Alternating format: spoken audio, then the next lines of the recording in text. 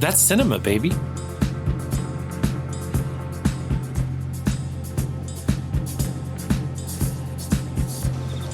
Mr. Wilson.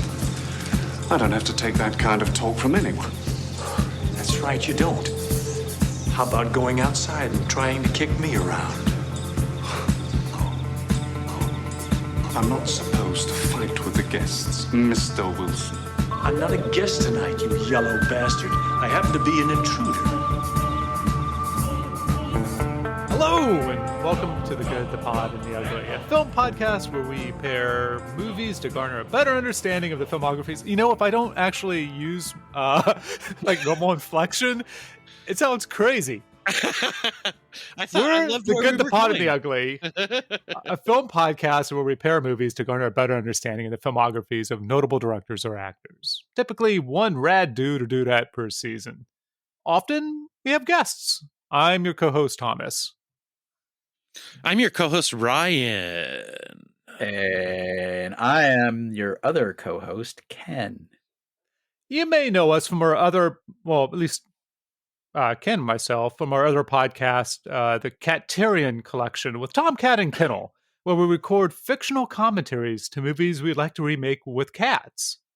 Previous entries include the remake of Fat City, Cat City, Freaky Friday, Feline Friday, Fritz Lang's Meowpolis, Steven Seagal's masterpiece, Cat Fur Justice, 8-time Academy Award nominee director Richard Brooks' 1958 adaptation of Tennessee Williams' Hot Pussy on a Tin Roof, 70s disaster classic, The Towering Infurball, by the director of Dirty Dancing and Sister Act, the sequel to Leonard Nimoy's smash success, Three Men and a Litter Lady. Less sweaty would be Big Trouble in Litter China, but who cares? Meowdy, which is Mandy, I guess. How about Meowness to Society? Priscilla, Queen of the Desert. Meowness to Society is racist. I just want to go on the record right now. Mike Nichols' adaptation of Joseph Heller's Cat 22, of course, with small roles in that film with Orson Welles and Anthony Perkins. The Sound of Meowsick, Being John Meowkovich, Catman Begins, Casanova, here's the one for you, Ryan. Clarence of Parabia, and soon Furry Rosa. I want to see the kitty dressed up in the full wrap when Lawrence goes to the desert, you know, and he's really joined the Bedouin for the first time. That gorgeous flowing outfit. I'd love to see the kitty in that. At first, I thought you were talking about Priscilla, Queen of the Desert, but you're talking about okay. Here on the Good, the Pod, and the Ugly, we do a deep dive of the creatives' paired films and their backgrounds, adding our so-called insights. But who are we talking about this week, Thomas, and what films are we pairing? Well, we're continuing with Sir Christopher Nolan, and last week we did his third entry of his third major film, which was Insomnia, and this week that gets paired with his third most recent film, Dunkirk, from 2017. A year with no Clint Eastwood films, but we did cover The Disaster Artist when we talked about James Franco, Mother with exclamation point, and there weren't any. Well, there were 4 Cage films that year, but we didn't cover any Nicolas Cage films. This is the year before Mandy, and we didn't cover The Post, did we? Whenever we did, I think we all tried to watch it, but we fell asleep. Yeah, Streep and Spielberg. Yeah, I didn't try to watch that shit. I never tried to watch that shit. That was before my time, people. Ryan taking a stand on the Post. Did you watch Dunkirk prior to this week for this podcast recording thing that we're doing right now? Yes, I was lucky enough to see this at the Hollywood Theater in 70 millimeters on its opening weekend there. Yeah, this was like a big movie for a 75 millimeter release, wasn't it? Like the most screens since Far and Away. Also a classic. Thomas, what about you?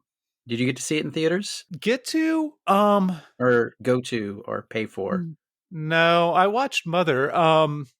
in theaters. I think this is during the period that we'll probably talk about next week as well, or next pairing as well with Interstellar, where I was kind of burnt out on Nolan after the Dark Knight Rises. Yes, well, and I remember, we'll get there as well, but I remember your reaction after we walked out of Inception as well. Yeah. And we've already been there, but Tenet I would go watch with you and walk out enjoying and maybe reconsidering watching the films prior. Which is why we're here today. I saw Dunkirk opening weekend in a theater, and yesterday and this morning is the second time watching it, which is probably the least rewatched of the Nolans. And having rewatched it, I'm not sure why, but I think like you, I might have been a little burnt out after Dark Knight Rises and Interstellar. He was entering like a fallow period, but I don't think that to be true now. Here's a odd. So you watched it yesterday and today. You're able to split this film in half somehow. Well, I'll tell you, my dog got me up so early yesterday that when I started watching it yesterday, I fell asleep. Oh, not because of the movie, back. just because I was so tired. And then I had a party to go to, a birthday party. So I just figured I'd watch it this morning. Okay, it was Mr. good Popular. over coffee. No, I think also one of the reasons that both Lee and I, my spouse and I, didn't go to this or want to watch it originally is we thought it was going to be like 3 hours long. Oh, interesting. Yeah. I think it's similar like how Insomnia discussed last week, having that conflated with the 1 hour photo or whatever that was, the Robin Williams film. Something else around this time must have come out. 1917. Which I actually did go see, because I love World War I. But there was something that was like, oh, this film's really long. We just don't want to go watch a really long World War II movie. And it wasn't. It's his second shortest movie. Basically, his shortest, because I don't know if you could really count count following. Yeah, I definitely think it's the tightest movie he's ever made, and he is a director who, recent decisions aside, is very economical. TITE tight or like taunt? Is this gonna be your number one? He actually said, winkingly, I don't know if that's the way you want to put it, to Premiere Magazine at the time that this is his most experimental film. Yes, and, I think that's true too. And how when he came up with the wanted to make a movie for it when he and his then girlfriend, future wife, future dame, Emma Thomas, took a trip to Dunkirk over the English Channel. And then after filming Tenet, Robert Pattinson gave him American Prometheus and A History of Dunkirk. And Nolan read both of them and said, I could make Tenet a temporal pincer movement and go back in time and make Dunkirk first and then make Oppenheimer afterwards. See, that's that timey-wimey shit where it's just like, did he make Tenet afterwards or did he make it before? Did he erase the past to rewrite over it? Mm-hmm. It's very complicated. Sure.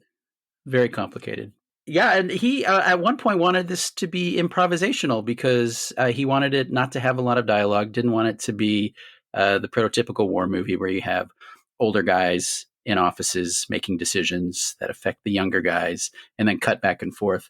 Very much experiential, very much endurance for the people in it, and not a lot of heroism, not a lot of bad guys. You never see the Nazis other than a few times out of focus. But also with that, fortunately, people have Thomases in their lives to help them make better decisions because he wanted to have this movie without a script. Yeah, improv. And Emma Thomas said, "No, dear. As a producer, we have to have a script." I think that would have been really amazing. I mean, I understand why they didn't do it. It's the most Francis Ford Coppola idea I think I've ever heard of Nolan having, but that would have really taken it to the next level for me, I think. I'm glad he did, but it's also his shortest script and his shortest movie. The script is like 70 pages long, which if you take the page per minute that they usually do in screenplay math would be an hour and 20-minute movie. He shorter. He also thought, I guess, when writing it, and one of the reasons that would inspire him not to have a lot of dialogue is he really wanted to have it be like a silent film. and do a lot of the things just on screen, which I guess some film nerds went back and edited this film so it would be a silent film. Cut out all the dialogue. Oh, I'd love to see that cut. Yeah, I'll he look that cited like Greed, Intolerance, and Sunrise. Mhm. Sunrise is one of my favorite silent movies ever. I've never seen that as one. inspirations for Yeah, a lot of can I the work, give you and the the full crowd list? scenes in particular. Here's the full list, aside from Okay. Saving Private Ryan, which he credits as well. Yeah, I believe that. That's the movie I thought of. So Greed, Sunrise, All Quiet on the Western Front, Foreign Correspondent, The Wages of Fear, awesome. The Battle of Yeah. Algiers, awesome. Ryan's Daughter, I haven't seen that Alien, one. Chariots of Fire. Wait, Ryan's daughter is an alien? Ryan? Yes, my daughter is an alien, and in the mid 70s, she collaborated with Barry Lyndon and David Lean to make a motion picture called Ryan's Daughter, which is about my daughter, who is an alien. That's like, yeah, it's I just realized that in this version, I'm played by Ryan O'Neal, which is just an incredible plus up for me. So good but job. all really around. bad for your daughter. Yeah, bad for everyone, literally, I have known or will ever known, but I'm going to look fucking stellar, guys. Unfortunately, it's Ryan O'Neal from Tough Guys Don't Dance. Sorry. God damn it. So just to go back to that, Ryan's Daughter, Alien, Chariots of Fire, Speed, and I think one of us would like this last one, Unstoppable. Yeah, that's a great one. Fuck. Yeah, Tony Scott, Captain Kirk, Denzel. He did say Saving Private Ryan was not the tension that he wanted in this movie. Thank goodness I am not a fan of Saving Private Ryan. I think for me, the Spielberg really comes through in focusing on the dignity of the characters in time of crisis. That's like a really central. That's kind of what the characters are pretty cookie cutter, but that's kind of what it's about, is how they're all, whether or not they live up to a nobility in these moments, you know. It doesn't do. This movie is great because it's just the characters in the moment. You don't know anything about their background. There's no, hey, what's your name? Yeah. I'm Brooklyn Pete because I'm from Brooklyn. And what's your name? I'm Pasty Pete because I'm an albino. And there's like, mine's Decent Man thrust in to the madness of war. None of that. We are just thrust into three different storylines, structured in almost a mind-melting way, having watched all these Nolans, that could have been told in a linear fashion to far lesser effect. But it's the way he chooses to tell these stories that's amazing. We should do a synopsis. All right. I'm Brooklyn Pete. Let's see if I can get this one going. Okay. This might be our shortest synopsis as well, just because it is our shortest of the Can you do a movies. Sizemore? Can you do this in a Sizemore? Can you give us a Sizemore? A Tom Sizemore? Yeah. No. Okay. Bummer. A Jeremy Davies, maybe? This is getting really Okay. obscure. Stick to Pacino, Ryan. Okay. Shh. Pew pew! Halten Sie! Are those boots? Oh, I know about war. I'm on a boat. Bane on a plane. Float, float, I'm on a boat. Toast and jam. I'm drowning. Elsewhere. I'm crazy. Oops. Fall down the stairs. Can't see. Sad. Pew, pew, pew, pew, pew. Target practice. German spy. No, a bloody frog. I'm another person who's not American. I'm Dutch, I think. Plug them holes. Splish, splash, splish, splash. Vroom, vroom, vroom, vroom. Oh, almost out of fuel. Wait, I know you. I know you. Burning water. Safe. We're heroes. Newspapers and trains, and I'm staying for the French. Oh, pew, pew. Nope, still low on fuel. Nope, no fuel. Pump, pump, pump. I surrender. We're heroes. A film by Christopher Nolan. Wow. Wow. Thank you. It felt like you were there, right? Yeah. I wanted to cry and puke while you were doing that, and I didn't ever want to do that in the movie. So in some ways, Huh. It does. It is a little hard to podcast the day after excessive drinking for a birthday, right? You were so funny. That's why I was crying and puking, Thomas. Oh, God, it okay. was a compliment. No, I think this thing's really hard to summarize, only because almost, to my mind, almost nothing happens. But I think the thing, like going into just some of the commentary on this, it's kind of amazing and really basic at some level. Yeah. The 1 hour, or 1 week, 1 day, 1 hour, and the cross cutting that happens, which is like Nolan's, I would say bread and butter, but probably toast and jam and tea. That all these 3 different timelines can come together at the end. I think some of my criticism with that is that the week doesn't feel like a week. Mm-hmm. And I would it just agree with feels, and it feels a little bit more like 2 days. well, sure. Or I was going to say, like, the whole film might feel like a bunch of cutscenes between the slog of playing a video game, but I don't think that's quite true or fair. I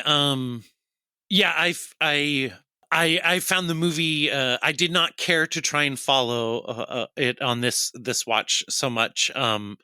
It was a cool experience and a cool exercise, and I admire Leone. Right, was famous for his stretching time out in his movies so that a 30 seconds could take 5 minutes in a Leone movie, and then something that might take a minute, like a shootout, takes 5 seconds. And I really admire Nolan's that sort of playing with time and stretching it and shrinking it that he does here. I think that's by far that seems to be what he's most interested in, and it is a very cool trick. Yeah, I guess with the time markers that we see in some of his early films, or also in Tenet with like the masks and other pieces to it, but in those, especially Following and Memento, you have a wound or you have something that like shows where you're at in time, and you can do some fun time stuff with that.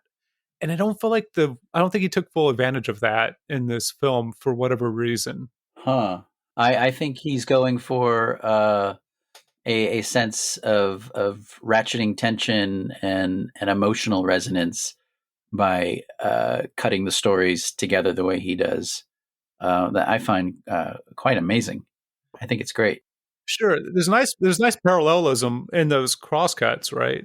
Between people drowning or other tension that happens. But I don't know. I think that there's something lost in not having the week feel like a week and not having the day really feel like a day for me, or the hour even really feel like an hour. The hour feels more like a day, and the day feels more like 2 days, and the week feels more like an hour. Yeah, that's the trick of the movie. I thought that it feels like they're all at the same time. Yeah. Until they kind of cross each other, and then one keeps going, and then the other one, the Tom Hardy one, the shortest of the 3, almost ends the movie.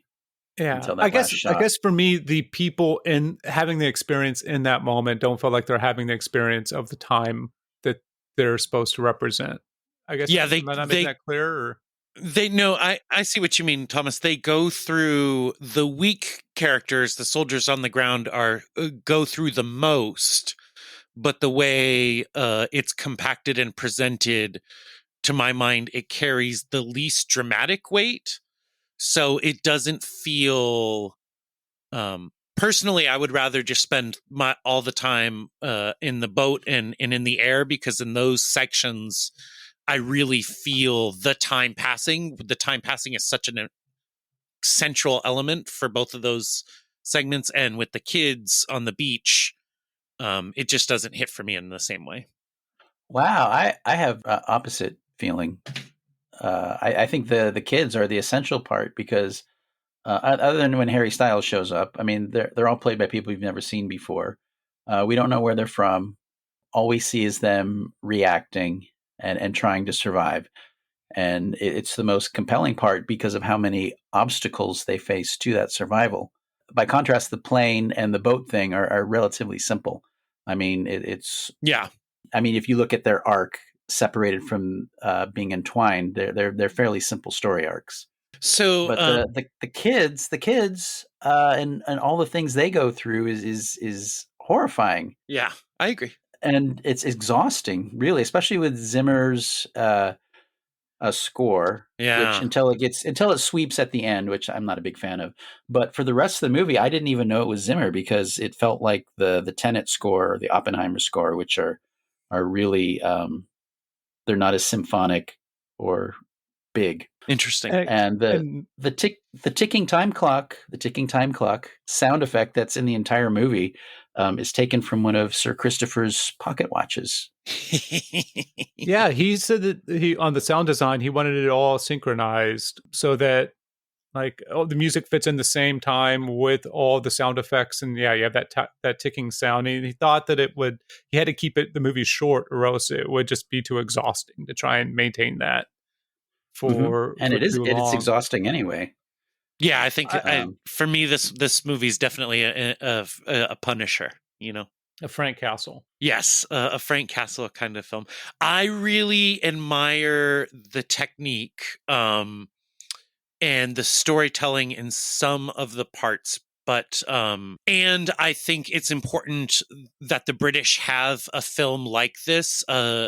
Dunkirk is, and like the Battle of the Bulge and the bombings of London. They have so many moments that are iconic for their culture. I think it's worth valorizing Nolan for making this type of movie about this event, but I don't really like war movies, generally speaking, and the technique for this one is very assaultive, and the whole thing kind of leaves me cold. While I totally appreciate, he's very athletic filmmaker, and everything he's doing here is incredibly well done. It just doesn't engage me in the end. Okay, the way it's supposed to. So this is a historic film, and we're talking about another historic film. This is his first Oscar nom for Best Director.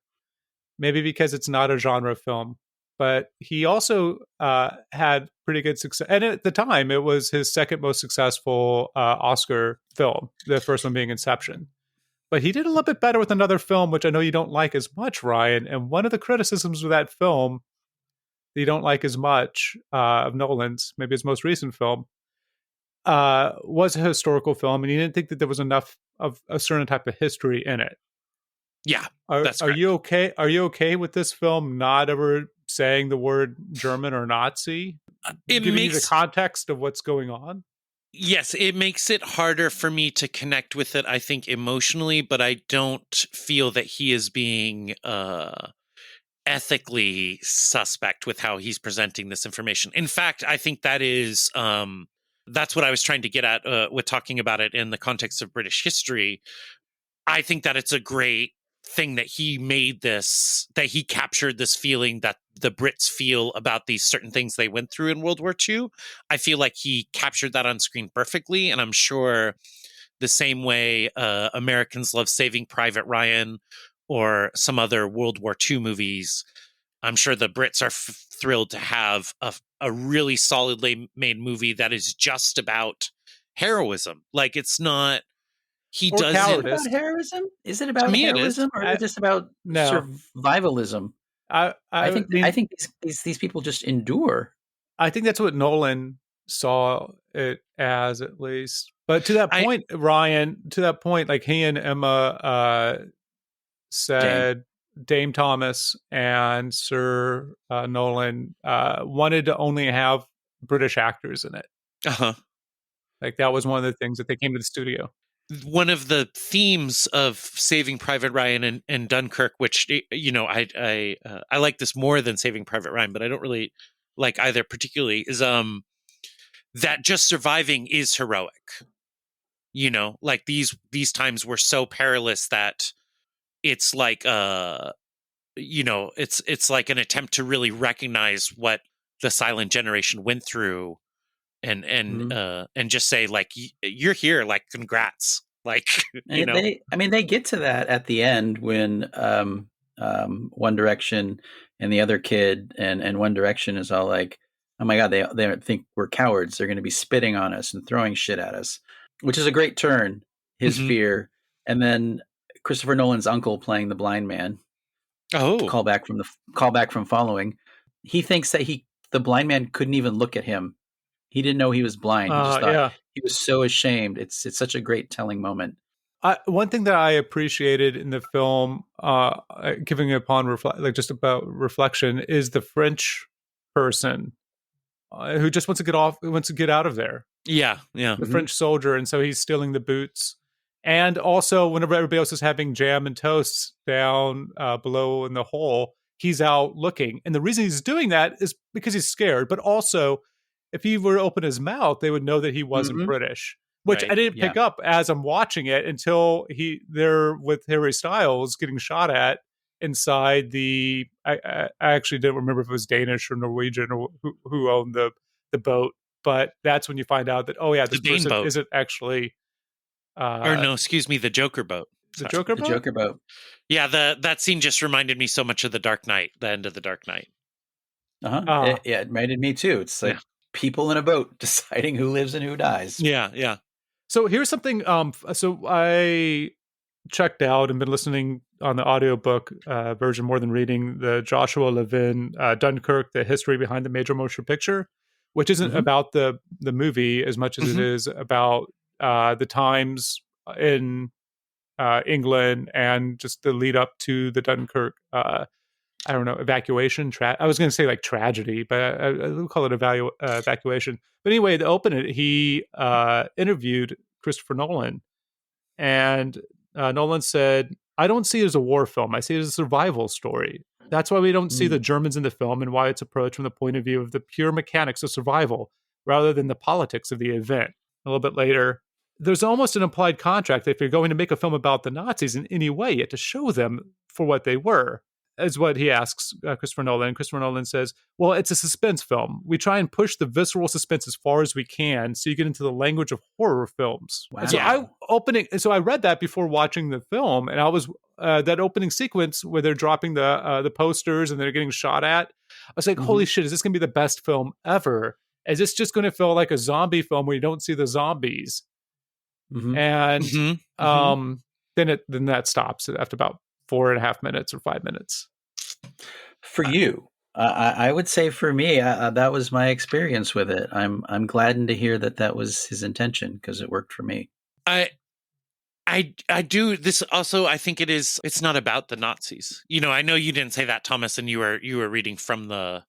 I know you're reading from the interview, but it's that's just a misreading of the text. It is about the survival. This event was just about whether the country of Britain was going to survive. That's how Dunkirk is framed throughout British, at least TV and movies that I've seen that it cast this. So that makes perfect sense with the survival thing. I mean, Churchill's speech, as it's read at the end, which is an interesting choice, right? Not to have the audio, but to have somebody read it as opposed to having Churchill say it. Is that speech isn't a victory speech, right? That speech is basically, we're going to keep holding out here until the Americans can save us, is the text of that speech. Like, we're going to fight them. And then one of the things he got in trouble for, or got feedback, or like a backlash for, was a lot of the instances that he's talking about fighting them in the streets, fighting them on land, is about having Germans invade England itself and have an occupying force there. This being before the Vichy government in France, but still, like, he's already saying, like, yeah, we might be invaded, right? Like, we might, but the ultimate part of that wasn't that, oh, we're going to go kick some kraut ass, right? It's, we can hold out long enough for the Americans to save us, which is a kind of a crazy thing to say as a leader of a country. Yeah, yeah. Although us being in America, we may have a different reading on that than they do in Britain. I'm guessing someone from Britain does not think we were waiting for the Americans to save us. No, that's a bit. I don't have the full text in front of me, but he's talking about he talks about, he doesn't say America, but he says, like, or not a former colony, but like a new. I can't remember the phrasing that Churchill uses, but he cites America as coming to be to their aid, needing them to come to their aid. Yeah, and it might be. This is. I don't know how much you know about the history of the show Doctor Who, but you may consider this a dubious source. Doctor Who has several episodes about Dunkirk and the bombing of Britain and stuff. and the mentality that is portrayed there, which is an attempt to be, it's a quasi-educational show, is Britain and America are the last thing stopping total world domination from the Nazis, and Britain isn't sure that America's going to save them, but that's the only thing that might, is kind of how they show us. So it's all just about holding out to see if something breaks their way. So in his original script, the original vision of the movie was Tom Hardy there on the beach in that beautiful shot with dusk settling and his plane on fire, and the Germans poking and prodding him. That when they got to the footage of, I'm sorry if I mispronounce his first name, Fionn Whitehead, who plays the kid that reads the Churchill speech, that Nolan saw something in that take where he kind of puts the paper down, he has a look in his face where he is trying to figure out how that jibes with what he just went through and the disconnect between the two. And they chose that shot to end the movie instead of the heroic Tom Hardy scene, which I think is brilliant. And one of those things that you find out when you're making a movie and editing a movie. I'm always saying that editing is the one thing that makes movies their own art form. That's one of the brilliant things about it, that you could have a grace note that is not in the script and just came from a performance that he was wise enough to see and put there. And also, Cillian Murphy is Irish, so it's not all British, right? Do you think Nolan was like, you can be in this movie, Cillian, but you're a fucking coward? You have to play a fucking coward. Isn't Barry Keoghan? Keoghan? That's not a British name. Yeah. I think Thomas meant just no Aussies or Yankees. Fair. Yeah. Well, definitely no Yankees. And yes, Barry's Irish. But I think being a proper British sir, Nolan doesn't recognize Ireland as separate from the crown. Oh, he doesn't. I wonder if Barry, and Cillian have had that conversation. I would definitely not want to be in that during that conversation.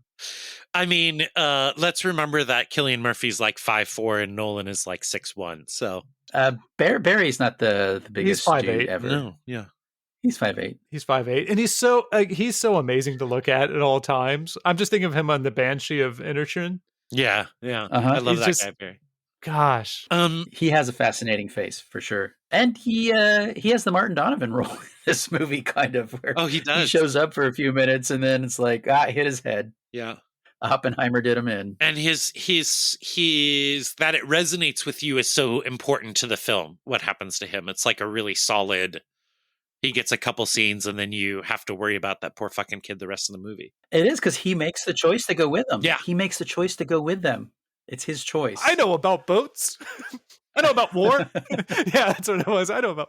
Oh, yeah. That's one of that whole setup is so psychologically compelling. Everybody who's on that boat. That's why I want to spend more time with those folks, because what everybody is thinking on that boat, particularly after Keoghan goes down, is so fascinating. Hey, speaking of the boat scenes, do you think there is a working actor right now that probably has a lower regular heartbeat rate than Mark Rylance? He's so good in this. Oh, I love it. It's so shocking at the end when he's like yelling at people. Yeah. Because he is like, his heart rate's got to be like 33 beats a minute or something crazy. He's the calmest, least reactive actor until he needs to be. He's great in this role as the taciturn, quiet British, I guess, hero. What's a hero? It's a sandwich. Yeah. No, I was going to quote The Big Lebowski there, but that works too.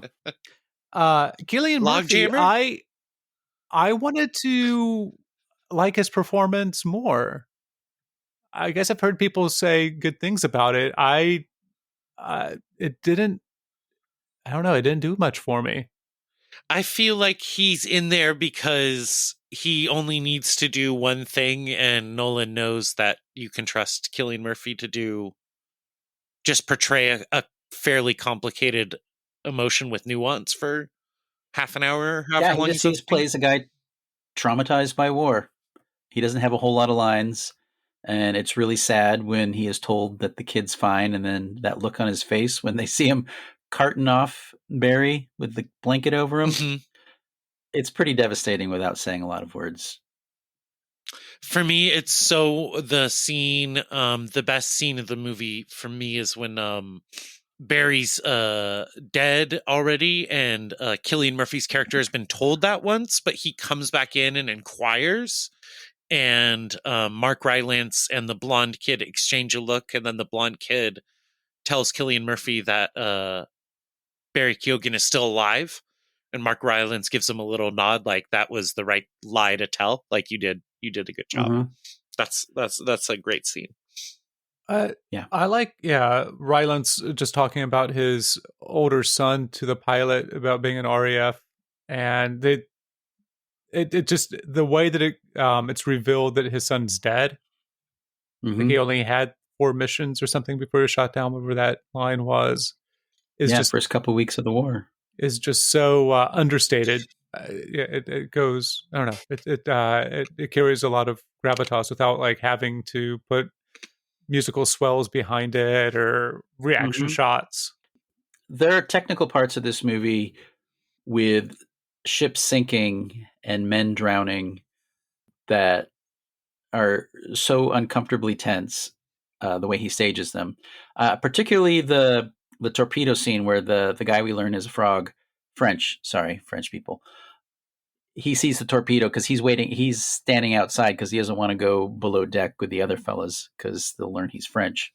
And they are inside below deck when it hits, and then everything just goes dark. And all you hear is water rushing in and men screaming, and pretty scary. Here's something I think. I, I don't know quite how to assess a film like this because I think that it was probably an amazing theater experience, Mm-hmm. especially in 70 millimeter. I think that not having that as the prime or the initial like imprinting of the film on me, just watching this at home Mm-hmm. is a very different. Is probably experiences a very different film. So much so that maybe it's not the same film. Yeah, I mean, I found it to be overwhelming and assaultive in the theater in a way that if I didn't like it more than I did at home, it was very effective. It was like Uncut Gems level of discomfort. You know, for as admirable as Uncut Gems is, I mean, there's more nuance in this film. It's more complicated emotionally. So for me, it was more effective in the theater for sure. So I see where you're coming from, Thomas, and I think I'd agree. I thought it was great at home, but he makes his movies to be seen in theaters, so obviously that's the best way to see it. I do feel like I'm starting, now that we've done the temporal pincer through the end of his career, this is for me the point where our relationship changed, Sir Chris and I.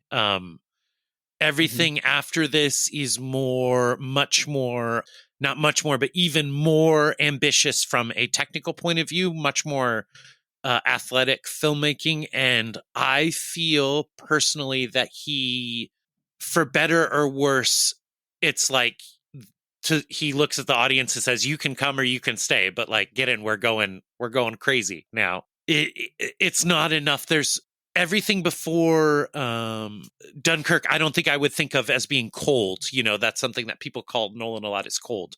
But for me, starting here, it gets too chilly. I don't find Dunkirk chilly at all. I could see that for Tenet, but not for this or Oppenheimer. Yeah, I mean, obviously, a lot of people feel, both of, to your point earlier, Thomas, both Dunkirk and obviously Oppenheimer got nominated for awards and were super widely acclaimed and very financially successful. So the majority of critics, creators, and consumers are on board with the Nolan bus that I just seem to have gotten off of. This borderline experimental movie made like $500 million based on Christopher Nolan's name alone. Yeah. And that is quite an achievement. It was released in the middle of summer, 2017. Phenomenal achievement, because formally this does not look like a blockbuster. It does not feel like a blockbuster. It's got signifiers with a lot of guys with sirs in front of their names: Sir Mark Rylance, Sir Kenneth Branagh. Sir Michael Caine does a quick voiceover for the one pilot who crashes. Future Sir and Christopher Nolan, but nothing about it screams blockbuster in the middle of summer. The fact that it was is amazing testament to his brand. Yeah, I mean, Which, like you, Ryan, and maybe Thomas, after Interstellar, I was a little worn out by the guy. I was like, what, 2 hours and 45 minutes of Matthew McConaughey? So I was a little cold going into this, I think, originally. Yeah, and I mean, I do think that is, for me, Interstellar is, well, we're going to talk about it next week, so I won't say anything about it. But I think it makes sense in hindsight that if he did consciously flip a switch between that movie and this movie, to me, there's a clear through line of the last three films that they feel closer together stylistically than the rest of his already very tight filmography did before this. Well, yeah, one of the things that Darren Mooney in the book Christopher Nolan, A Critical Study of the Films, that I keep pulling from, states is that the last film that he covers in it, just for publication date, was Dunkirk, and he says that Dunkirk is where Christopher Nolan took out the first two acts and just gave you the final act of the film with his cross-cutting technique. Yeah. And I could see you feeling that way for Tenet as well, where Tenet just kind of like starts. Like it feels like you cut out the minutes of them on a plane flying into Alaska, landing, and reference our last film that we just covered, right? So it's like almost diametrically opposed to that Hollywood script that he shot for Insomnia, where you just have like this shoe leather to begin with. It's instead like this would open up maybe if Insomnia was like this film, it would open up maybe with him not being able to sleep and that light turning on, and then just kind of go from there and flashback. Yeah. In a symphony of movement. I think that's right, Thomas. And that actually clarifies my issue with this stuff. And again, a personal issue, not necessarily an overall critique, but those first two acts are where you typically get to know the characters that you then care about in the third act, and that is what I'm missing from all three of these movies. Is I do not care for I care for Mark Rylance because he reminds me of my grandpa, and I care for Tom Hardy because he's maybe my favorite working actor. But everybody else in this movie, I'm not invested in at all. And that's also true for Tenet and Oppenheimer, which makes sense that I have a real hard time with particularly the last act of that movie, because I have no emotional investment in anyone on screen, and they're all very passionate in the film, and I don't feel like I have a horse in that fight. But we don't need to relitigate that at all. Yeah, I guess that for me, the difference between Dunkirk and Tenet is that Tenet has, for me, all the tropes that I'm following along with, that I'm enjoying. It has great action sequences that I'm enjoying, and it has this Inception-like conceit, or like this science fiction premise that I'm trying to keep up with and enjoy around it. And eventually I throw my hands up and I say, it doesn't really matter. It's just for the fun of the movie. And I think that maybe that's the reaction, because I didn't see it in theaters, that I'm missing from Dunkirk, where I just kind of give myself over to the film and say, it doesn't matter that I don't care about any of these characters really, except for Barry Keoghan, because he's so amazing looking on screen. How can you be so ugly and so cute at the same time? I know. It's not even so like ugly. It's just like, like perfectly off. I want to punch him and hug him. I want to punish him for looking that way, and then I want to say, "Oh, you're such a sweet boy, though." But on the other side of it, I kind of like when a Brad Pitt beat him up and be like, "Who's the pretty one now?" Or like, "I'm going to destroy something beautiful." Yeah. Yeah, Barry Keoghan is what Jared Leto actually looked like after that scene. He doesn't mean it, Barry. He doesn't mean it. Yeah, we love you, Barry. Yes. This was also the second movie that Nolan was working with Hoyt, right? Double Hoyt? Yeah. His cinematographer. What a and guy I that think is. you can really feel them clicking on all cylinders with all the crazy shit Nolan wanted to do with the 65 millimeter IMAX cameras. They a plane sank and the film got wet, and Double Hoyt, I know it's Hoytema, but I call him Double Hoyt, figured out a way to keep the film wet and send it back to Los Angeles in order to still be processed. Wow. And the setups they had to do in the cockpits is crazy. And I just feel that for this movie, and in particular Oppenheimer, that Double Hoyt was just like, whatever you want, Sir Chris, let's go nuts. Yeah, let's go nuts. But I'm with you 100%. You had the cars going backwards, right? Like, Well, and like, what he did. Oh, I'm sorry. Go ahead. Oh, I'm just saying, like, and he had to run around with those giant cameras. Like a lot of those, like he's a giant dude with a giant camera. It's like an action hero. I feel a lot more physicality. I'm sorry, the physicality in a lot of the cinematography and camera work in his last couple films is really noticeable. Wally Pfister is totally great and one of my favorites, but there is a noticeable difference that Nolan has taken advantage of. Yeah, I'm thank you guys for pointing that out, because I actually hadn't noticed that, but it is very the physicality in particular is very obvious. Hoyty did the day for night rig for Nope too that he invented. And I for one love that movie. So that's another. He's like this generation's Robert Richardson as far as working with the best directors and to go absolutely crazy with the camera. Oh, he shot Nope. Oh, cool. Yeah. And Ad Astra? Yeah. All right. Yeah. One of my favorites too. Robert Richardson, of course, being the Scorsese, Tarantino, Oliver Stone cinematographer of the 1990s. I don't know if you guys have ever thought about Nolan's work and these recent films specifically in this context, but sitting here talking about it, the Dunkirk and the two films that follow remind me a lot of Soderbergh's crazy editing period from like Traffic and The Limey and Solaris, where he's cutting back and forth through time in a much more meditative way than Nolan does, but with the same sort of timey-wimey, losing yourself in the chronology of what you're supposed to be watching. The love scene in Out of Sight is another example of that. Yeah, I just feel like there's a kindred thing going on, and Soderbergh did help put Nolan on at both Slam Dance and Insomnia. So, yeah, well, I mean, Soderbergh in what movie am I thinking of? The Limey. I mean, that was a movie that he heavily recut because they cut it like the script was written. So that was a movie found in editing. Yeah, Nolan is somebody who is a writer and director, except for Insomnia. So he thinks of these movies structured that way, in a way Soderbergh is okay. Somebody else writing, like David fucking Koepp. Why are you working with him, Steven? Stop working with David Koepp. Come on, man. 4-letter word, man. I love a stop for a Koepp bashing. God damn. God. Go off, King. He's gonna stop. He told me he's gonna edit it down just to like a few mentions. So we'll listen to how it comes out.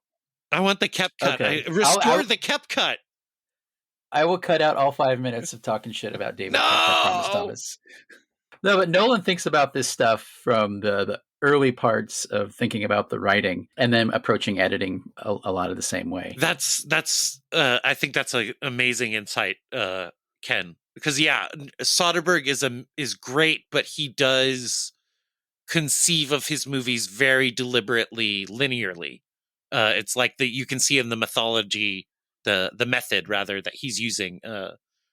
But Nolan is sitting down at, as much as some of these movies rub me the wrong way, it is incredible that he's sitting down at the computer and however he's getting there is delivering a script where the non-linearity is already precisely laid out. Like that's a feat of imagination for sure. Yeah, because I think we keep talking about editing being like the one thing that's reserved for film.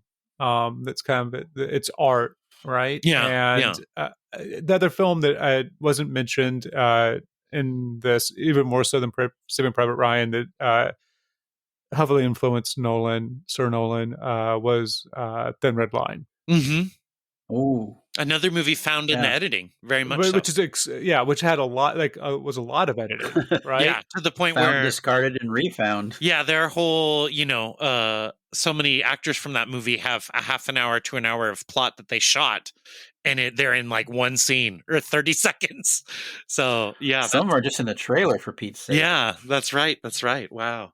Yeah, Malik is one to definitely find his movie in editing. I don't know what his scripts look like or what his shoots are like, but pretty chaotic, one would think. Wow, this I guess I understand and respect Nolan on a whole new level, really thinking of, because if you think of the formal masters, Wes Anderson or Steven Spielberg, these guys, Ridley Scott, who do the storyboards or are known for seeing Martin Scorsese for seeing the movie in their head in a certain fashion, and Mm-hmm. Nolan, none of those guys are seeing the final assembled movie in their head. Scorsese's tossing a bunch of film at Thelma Schoonmaker and being like, make this into something. And Spielberg never plays with non-linearity, really. So that his mind can work this way as Without wow. storyboards. It's not. Yeah. No, Just it's the mechanics of the script. Yeah, it's all there on the page, even before you Mhm. could storyboard. That's just, no wonder he can be spontaneous and not storyboard, because he's obviously a meta-human when it comes to filmmaking. I did on my Letterboxd review of Dunkirk. I gave it 4 stars, by the way. But I mentioned how Nolan's way of structuring his stories, how it's not copied more, and that I should write a screenwriting how-to book called "Save the Cat, but You Don't Know Why Until the End," writing like Christopher Nolan. Well, I just wish people would take those kinds of structural risks that he does normally, and that we kind of take for granted at this point. yeah. If you don't mind following me down a little bit of a galaxy brain path, I really like both commercial art and abstract or experimental art. And to me, there's always been kind of a clear relationship where as weird or silly as abstract or experimental art can be, those things do eventually matriculate down into good commercial art. And this Nolan stuff makes me think of William Burroughs and his cut-ups, where he would write a kind of free verse poem and then cut all the words or sentences up and glue it back together. And then Bowie would write songs that way. And Nolan's like the evolved version where he's again, I'm just praising his ability to write a script that he's already cut up in his brain and put back together into this magic box. You made me just like Nolan now, man. Because I like Bill Burroughs so much, and this whole idea of old Bill, the yes, cut up, exactly. His whole cut up with Brian Geisen was to like denormalize what's around you by taking normal text and cutting up, like taking something that's normal and splicing it up. And I don't know if Nolan really does that with his. No, he's doing the opposite. He's taking the most radical, experimental, as he was saying about Dunkirk. I mean, I think, at least until Tenet, that was his most experimental movie. And it works because it is a war movie. You do know what's supposed to happen. And if you're British, you know what's going to happen. So he can really let it fly because the ending for a lot of the audience is already understood, like we did win World War II. The Brits did get off that beach. But I can see, Thomas, I don't want to preview anything because maybe your feelings have changed in the last 10 or 15 years. But when we walked out of Inception, I had already seen it. And you had seen it for the first time. And I was like, isn't this an incredible thing? And you were like, it's like a really cool trick for absolutely no reason. Like, you were and I was surprised at how you were not in awe. You thought like, well, yeah, I wasted a couple hours watching this kid assemble his Rubik's Cube. And I really like snow battles. I like a street montage to open a movie, which he doesn't have. But, I like Beverly Hills Cop openings to movies. And I love a snow battle because blood on snow is so fucking cool. Yep. yeah, there's yeah, I'm very curious to watch that again. Me And to too. see, and hopefully not watch it. Also, when we watched it, Ryan, if you remember, it was like, I don't remember what it was. It was like in super doby, super loud showing where your ears are supposed to bleed. Yeah, we went to see it at the Bridgeport IMAX, and it was too loud. That's for sure. But I think that's how they were selling it. They were like, it's 10 o'clock showing, head explode. Yeah. No, I think no that money was- back if you lose your hearing. Yeah. That's a pretty bold, brazen advertising campaign. They go hard in the suburbs. Dunkirk. I'm a super fan. It's definitely going to be in my top 12 Nolans. Well, top 11, because I think we've already... Insomnia is probably my least favorite. Not that it's bad, but... Yeah, we'll see. We'll see if it breaks the double digits for me. Uh-huh. Yeah, it's definitely going to be, I shouldn't say definitely, because some of these things I haven't seen in a while, but right now it's sitting right above Oppenheimer there, solidly at the list. But this conversation has been great because you guys have taught me a lot about him. And even if I still have issues with this movie, I come out feeling like I know more about him and know more about why other people are very impressed with this work, as they should be. Yeah, my better half asked me afterwards, like, because again, she thought, and we both had thought originally it was like an 8-hour epic, like 7 laser discs, whatever, and A Richard Attenborough movie. Yeah.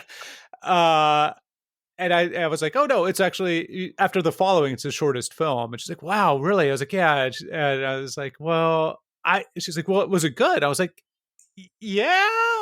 I mean, it was, but like, I don't, what's amazing is that unlike our previous director for season 11, or season 11? Yeah. I don't know if Nolan really has a bad film. I don't think he has. I mean, I guess we guys are at odds with this, but a Noah or a Fountain or yeah, we'll leave it at that. I don't want to bring up other movies. I think there's a part of Nolan, I think maybe Dunkirk aside, where there is a part of him that understands the commercial aspect of film at this level. And it's why they over-explain some stuff for the cheap seats, like in Oppenheimer and the Kennedy bit. But he has an innate understanding that no matter how far afield he gets with themes and the formality of his actual filmmaking, that it still has to give people their money's worth.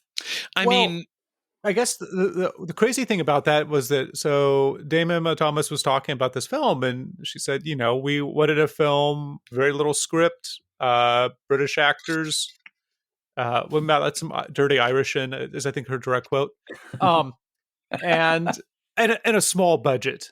And I was like, okay, so what's a small budget? And I was like, well, half of Interstellar. I'm like, okay, well, so what's a small budget? What's half of Interstellar? $100 million. Yeah, for sure. Our indie film. Not exactly Memento. I do think it's interesting to what you guys are saying, watching this and Insomnia at the same time, because in between these two films, to your point, Ken, he has his most blatantly commercial run that he's had so far, where Oppenheimer, of course, was a success. This was a success, but everything from Batman Begins to Interstellar is just like presumed to be a success. And Memento, or excuse me, success. Yeah. And Insomnia was kind of his entryway into Hollywood. And he's kind of saying, all right, I need to deliver a crowd pleaser, but I also want to make sure my style is on the mark here. And then Dunkirk is almost like the exit of that, where like I need to give the minimal Hollywood so that I can really go ham with the technique, and I bet the people will follow me, because he just seems to be getting more ambitious since this movie. And, I would agree. Yeah, this is definitely one for me. Yeah, I can't wait to see how if he ever falls, how that's going to look like. Well, you know what gets every single director like him? I'm going to make a musical. Oh, Kubrick wanted to make a musical. Yeah, I don't think Nolan would want to. I can't see Or a him wanting to. comedy. I think, like Kubrick, he A could slapstick comedy. A low budget $150 million slapstick comedy. I think, like Kubrick, he could do the whole career, and maybe some things don't hit when he's older. But I have a hard time thinking he'll ever have a hard time getting money to make a movie. You would think. Yeah. I mean, he could always go back to superheroes. I don't think that'll happen, though. Oppenheimer bought him enough cachet for 2 or 3 films. Well, we'll save some of this when we want to add some paprika to the sandwich at the end of this series. Well, we'll be talking paprika and ranking the films. Are you going to do the outro? Are you going to do the part 2 of 2, Thomas? Well, I was going to say the other part of that, which is join us for part 2. Nope, I'm not going to say that part because we were on part 2. I'm going to say, how about you join us next week? We're going to pair 2 films, Batty Begs and Interstellar. Hell yeah. Well, thank you, Weird Eye. You want to thank yourself? Yeah, I did the music. It's pretty good. I'm gonna you can cut this out, Ken, but I'm excited about doing a Tarantino special theme song personally. My ass just clenched so hard. So definitely cut out what Ryan said, but keep you talking about your sphincter clenching. Yes, 100. And in the meanwhile, you can find us on the social medias. For a Cat Tyrion collection, that's on Litterbox. But for the rest of us, the normal stuff, Instagram and whatever. All right. Well, thank you guys. And do we have a guest for Interstellar, by the way? Oh, yes. Very exciting.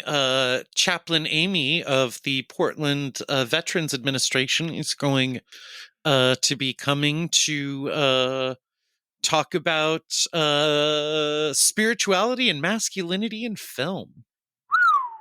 That sounds fun. She's a fun person. I don't know if I captured that really.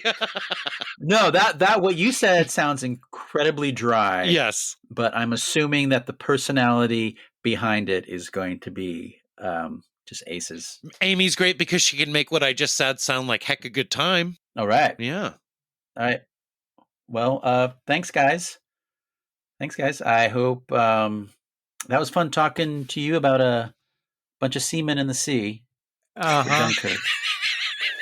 For one of us, it feels like this has been an hour. For one of us, it feels like it's been a day. For one of us, it feels like it's been a week. I'm honestly surprised it took this long to get to seaman joke, and I'm surprised that it was Kensington and not Perfect Tommy who delivered. Yeah. Oh, I wanted to do it earlier, but I was just edging, waiting for my turn. Oh, we didn't get the edge joke on Mike, did we? If only, listener, you could listen to us warm up. You can just, isn't that the your guys' next mini series all about Thomas's experience edging these last months? Insert punny title here. Insert and edging. I don't know, man. It's time to go. Oh, fuck. I keep a very clean yard. I do my own edging.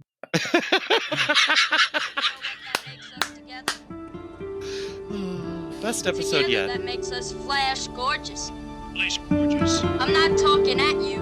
I'm talking to you. Flash gorgeous. I don't want to hear about you. I want to hear from you. It's 10-4. 10-4, buddies. Destroy.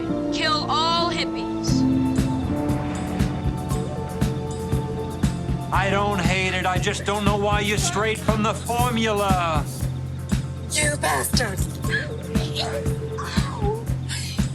You don't know it, Bob. I'm an artist. And I must reflect that in my rhyme.